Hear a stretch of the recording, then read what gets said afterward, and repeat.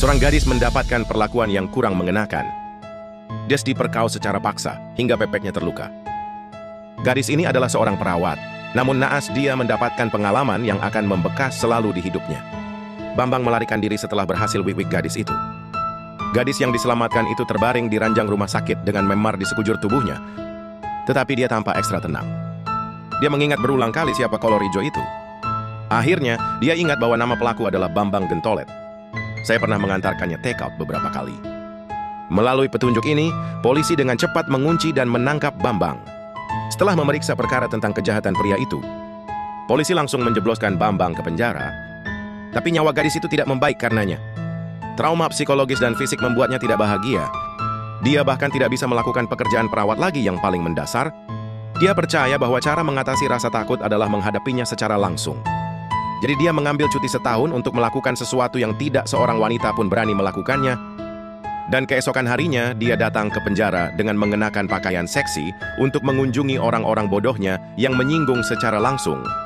Si tua bodoh itu terus meminta maaf dalam hatinya, gadis itu menatapnya. Bambang berpikir bahwa gadis itu meminta bertemu untuk menyelesaikan kasus dengannya. Sebenarnya itu tidak seperti yang dipikirkan Bambang. Awalnya saudari pengecut itu ingin menyapa dengan santai, tetapi ketika dia melihat bajingan ini, dia tiba-tiba berubah pikiran. Suster pengecut bertanya kepadanya apakah makanan penjara itu enak? Apakah dingin untuk tidur di malam hari? Ini adalah pertanyaan bodoh besar untuk didengar Bambang. Berbicara tentang ini, lelaki tua yang masih sedikit bersalah itu langsung percaya diri olehnya.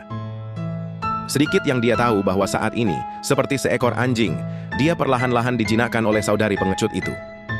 Pada hari-hari berikutnya, saudari pengecut itu terus mengunjungi Bambang dan dia berpakaian semakin cantik setiap kali bertemu. Suasana halus di antara keduanya membuat Bambang berpikir dia telah dimaafkan dan mungkin dia merasa bersalah sebelumnya. Tapi sekarang Bambang selalu menantikan setiap pertemuan dengan suster pengecut. Hari ini saudari pengecut itu melihat Bambang menangis bahwa dia dipukuli dan tidak melawan. Agar dibebaskan dengan pembebasan bersyarat lebih awal, dia berpikir agar bisa terus bergaul dengan suster pengecut. Melihat bekas luka kolor hijau itu, suster Ngei tampak khawatir. Tapi ada rasa senang di matanya. Setelah keluar dari penjara, kakak pengecut pergi ke rumah ayah tua. Ayah tua punya anjing besar. Awalnya tidak suka, karena terlihat agresif dan sedang sange, lambat laun karena ia terus memberi makan anjing.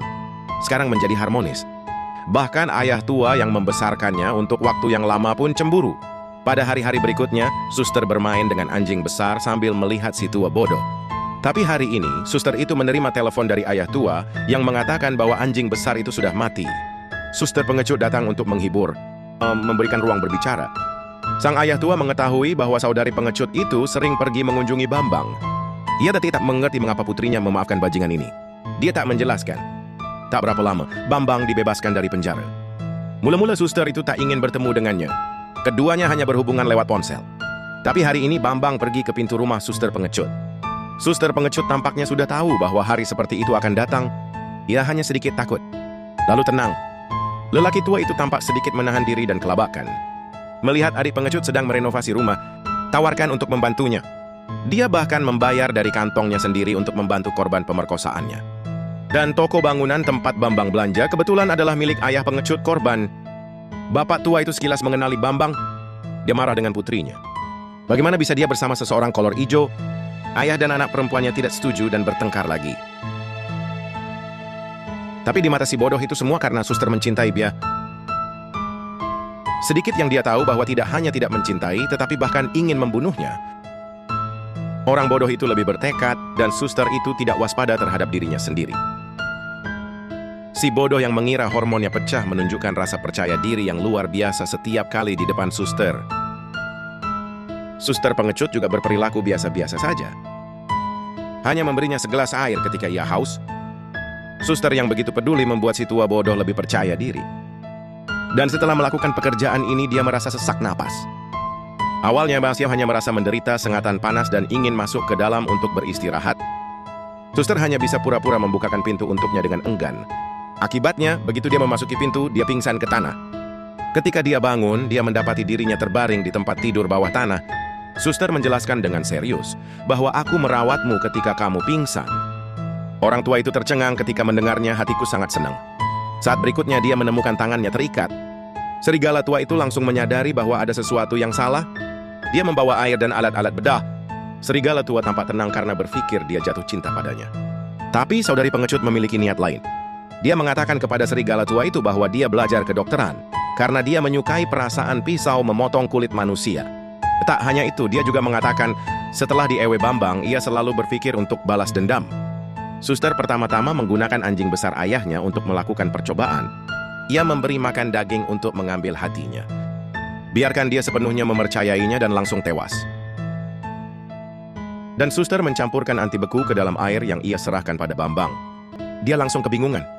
Menyesal telah memprovokasi suster itu, ternyata suster itu selalu dendam. Setelah dia mengatakan itu, dia melakukan operasi pada Bambang. Lelaki tua itu bangun. Awalnya ia tak merasakan sakit, hanya tak bertenaga. Dan kemudian bel pintu berbunyi.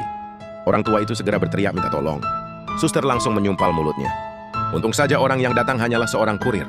Suster mengunci pintu, berjalan ke ruang bawah tanah dengan palu. Dia meletakkan tangannya yang nakal di bawah selimut orang itu. Alhasil, detik berikutnya, saudari pengecut itu mencabut tangannya. Orang tua itu tercengang melihat tangan kanannya menggenggam tangan kirinya. Dia kemudian menyadari bahwa tangan kirinya telah dipotong. Melihat orang tua bodoh yang begitu bingung, suster itu terkejut mendapati bahwa lengannya tidak bergetar lagi. Tampaknya harus memainkan kegembiraan untuk pulih lebih cepat.